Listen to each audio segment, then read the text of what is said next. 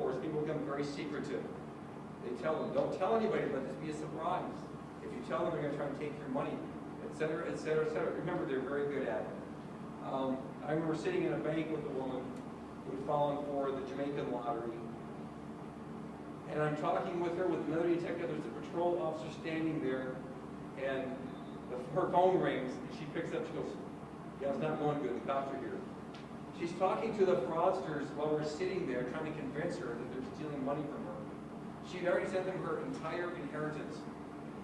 Okay, this is very real. They're so persistent that in this case, and I've heard in other cases too, when she stopped talking to them on the phone, they sent a taxi cab with a cell phone to talk to her.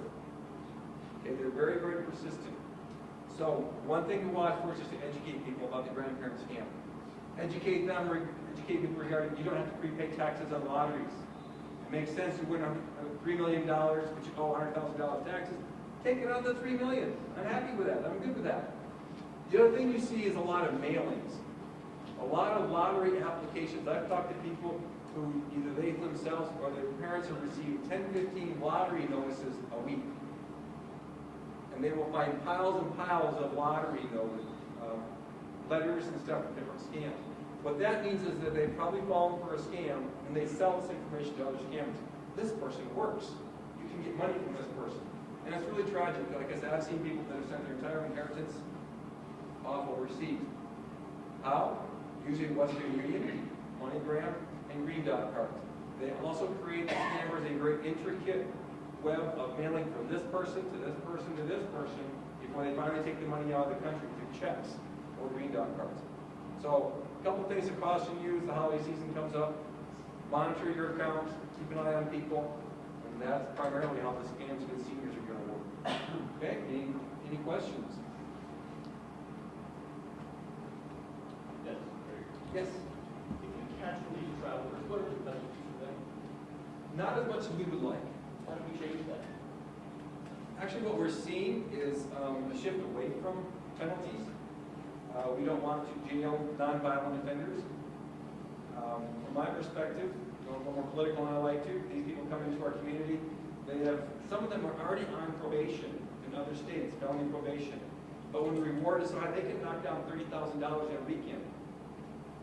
I can't do that. That's good money. It's worth the risk of them thinking, oh, I can do another probation. So, white-collar crime is always difficult to get this to sentencing. They would like to see these are not victimless crimes. We all pay for this fraud through increased prices at the store. 15% of retail price goes to shrinkage, either internal or shoplifting. So it's very real. We all pay for it. So sentencing is judge by judge to a certain extent. Every time I go to the election poll, I go, ooh, judges. I've not researched my judges. So kind of, you know who your judges are, who you like. And then legislation would be the other avenue. But right now, they're turning up, the legislation is to not jail nonviolent offenders. I'm not real sympathetic to that when I arrest people that it's their third time that I know of that they've been caught. And the reward is still way greater than the risk. Anything else I can help with? Great, thank you.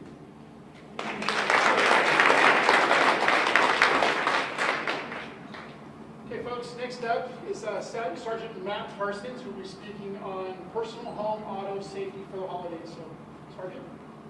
Thank you. My name is Matt Parsons. I'm a sergeant with the Meridian Police Department. And just to add, Detective Ollie did a fantastic job with that. That is a lot of data, and you can actually go for hours on that because there's a ton of information for you guys to know. So one thing is the average bank robber gets about $250 to $1,000 per robbery, that type of thing. But the average scammer can make $50,000, like you said, pretty easily. So there are billions of dollars in scams every year, and bank robberies only average about 40 million a year nationwide. So pretty crazy. I was asked to actually speak to you a little bit about personal safety, personal security. You know, I guess I want to go just a little bit different than that, because one of the things is, if if you want to defend yourself and have your personal safety in check, self-defense class is always great. If you guys are interested in something like that, I feel like taking a self-defense class. But instead, what I want to do tonight is just give you some of the answers that I've had for some of our public to some of their questions about crime that may have occurred or something that happened to them. So I just figure as we can kind of go through this, it might change it up just a little bit. First things first, we're going to play a little bit of a game, I guess. I know we're mostly city members here, city employees here, but so who drove here tonight? Raise a hand. So if my vehicle is a 2003 Chevy Silverado and my license plate is 1A ZC 8888. So if I asked you, you know what your license plate is?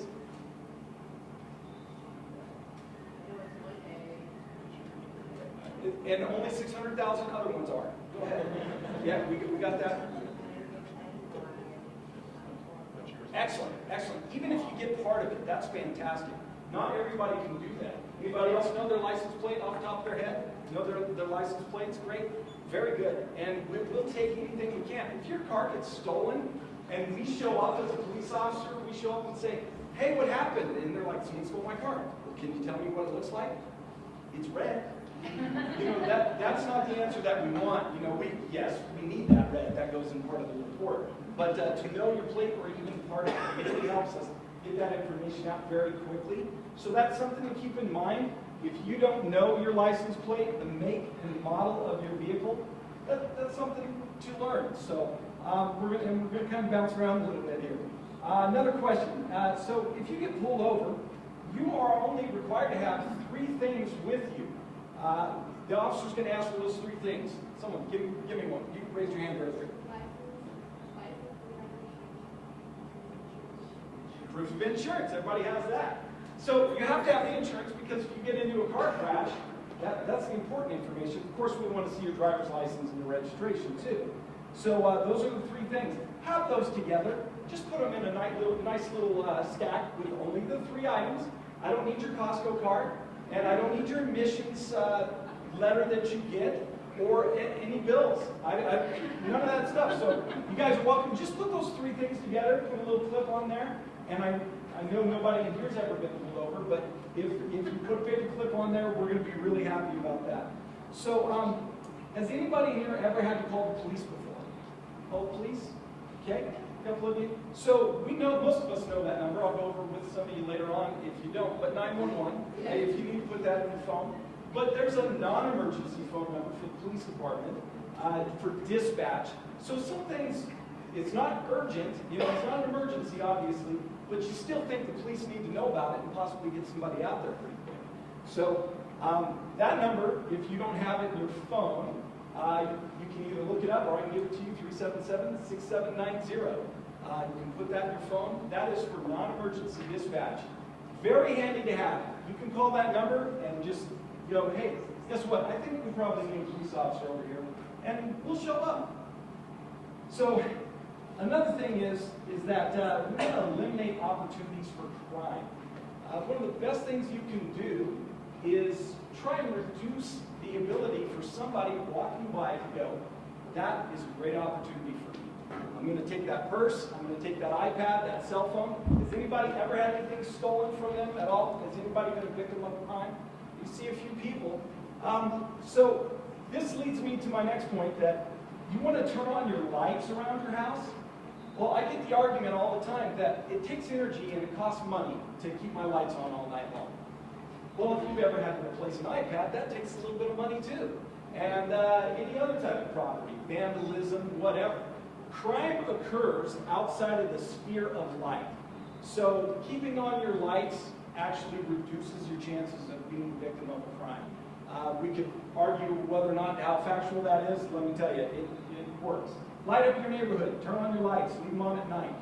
If your place is dark, that gives a person an opportunity to hide and to go out and do bad things. So next thing is shut your blinds in your house at nighttime. Do us all a favor. When your blinds are open, people can really see inside, and they can see well. Everybody's heard her talk about our peeper and things like that. Well, let me tell you, that there are more people out there that want to take your belongings or that are looking at your belongings in your house through your open windows. So just shut your blinds if you can. That's always a good thing. Lock up your house. When you talk about locking up your house, if you're just running to the store, now remember, I'm giving examples of conversations I've actually had with people, so hopefully you don't think I'm sarcastic. If you're just running to the store, it's only going to be a few minutes. No reason to lock that front door, right? Let me tell you, there's a reason. We had a lady, she was taking groceries in from her house. She had some guns in her trunk too. I don't know what was going on there, but groceries and guns, So she's taking the groceries into her house. She goes in, sets the groceries down on the kitchen counter, turns around, comes back out, all the guns are gone. She looks down the street, there's nobody there, but all the guns are gone. Less than 60 seconds. That's crazy, but that happens, and it happens a lot. Meridian actually has, we have very low crime, but a lot of the crime that we have is property crime. So lock up your house, your cars, anything else that you might think is valuable, just try and lock it up. Don't assume that because we are a smaller town and we do have low crime that everything's going to be okay. You want to decrease the opportunity for a criminal to take your belongings, and that's probably one of the best things you can do. Is just lock up your stuff. Do any of you park a car outside, not in the garage, but outside, with a garage door opener still in your car? So did you know that someone could break your window and get your garage door opener and open your garage and get in your garage? But wait, there's more. Guess what? Like 90% of the public do not lock the door that goes from their garage into their house. So I see lots of head shaking right now, and some people getting up probably going to go lock their door. The point is that if somebody, they break a window, get your garage door opener, get into your garage, not trying to freak anybody out, you want to make sure that man door is closed. If they steal something from your garage, so be it. But you want to make sure that the man door is secured as well. So lock up the car, keep things out of the open like that. So do not leave your purse unattended in a shopping cart. I see it 1,000 times when I spend a lot of time shopping. Currently, I don't know what the deal is. But what happens is I'll see people with their purse in the shopping cart, and they'll go and get tomatoes or whatever, and they walk away from it, or they turn their back. It really only takes a second to grab that wallet out of that purse and just keep walking. It happens a lot. So I do a little thing, drives my wife crazy. The little strap for the child seat in the cart, I lock up her purse with that, because if they start to run with the purse, they're going to have to take the cart with them. So try and do something like that. Keep your belongings out of view in your cars or in your house. I have seen people, as I go up and knock on their doors, you'll see an iPad setting right there, the open window, you can see an iPad or a laptop, something like that setting there. While you're gone at work, solicitors are going around all the time, and burglars, and they're looking for that opportunity. That window's pretty thin, so they're looking for that opportunity to get everything out of view. I had a lady tell us she was completely amazed when it was an awfully large amount of money was stolen out of her front seat. She literally had it splayed out on the front seat of the car, and was surprised when someone stole that. So it didn't surprise me because, that person's thinking, wow, that's a quick payday. So you want to hide things in your cars, your house, as best as you can. So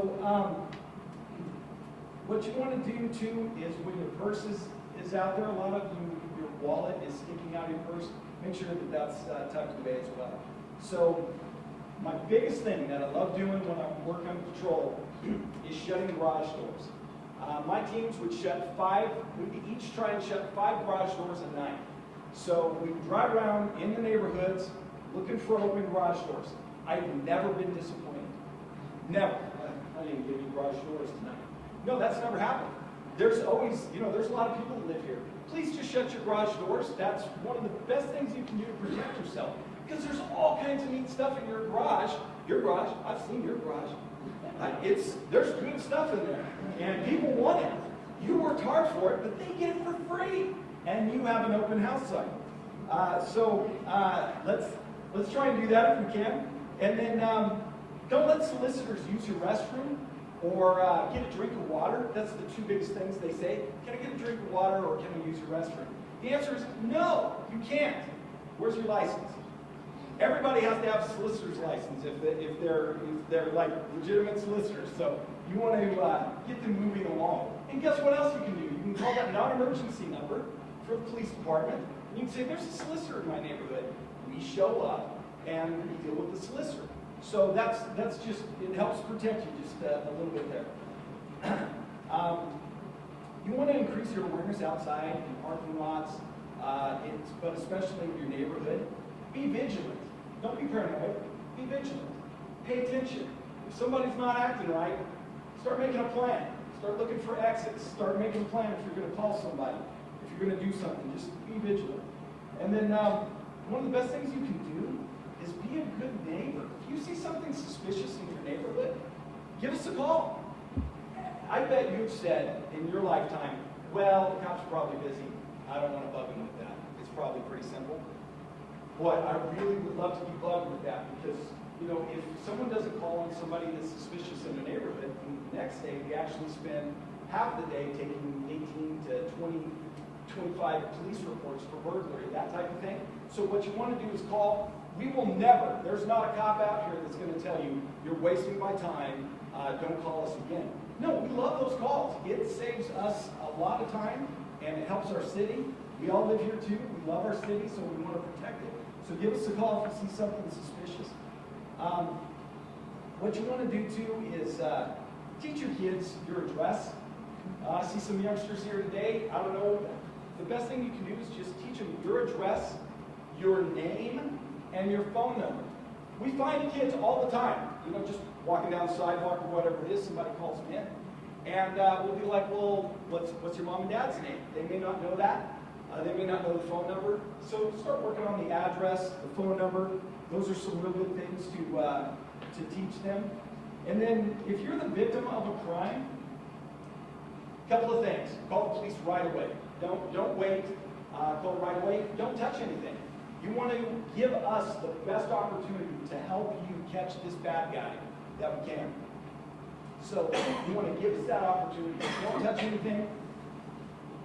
We'll show up with our team and I don't know, we can take fingerprints. There's all kinds of neat stuff that you see on TV that we know how to do as well.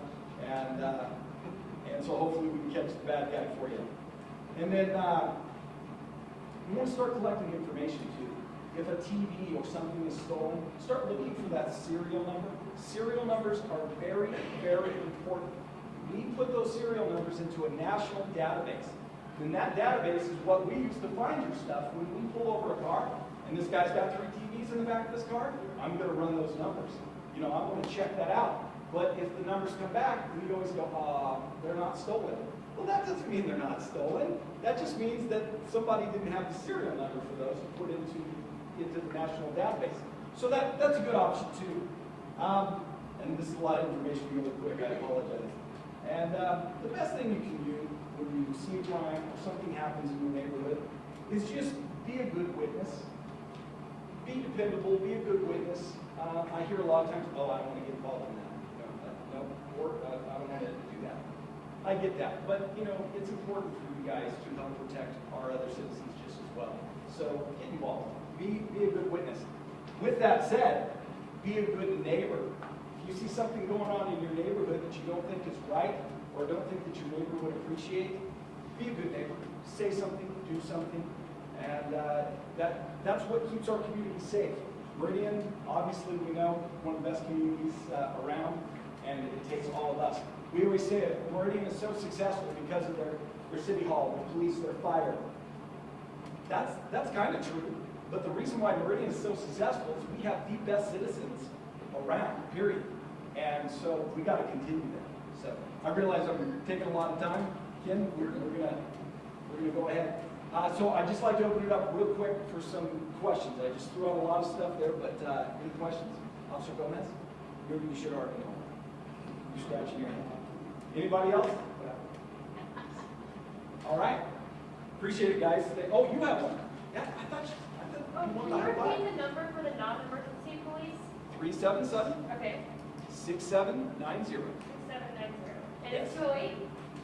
Correct. Okay, thank you. Uh-huh. Anything else? All right, thanks a lot, guys. Thank you, Sergeant Parsons. Okay, folks, next up is Officer David.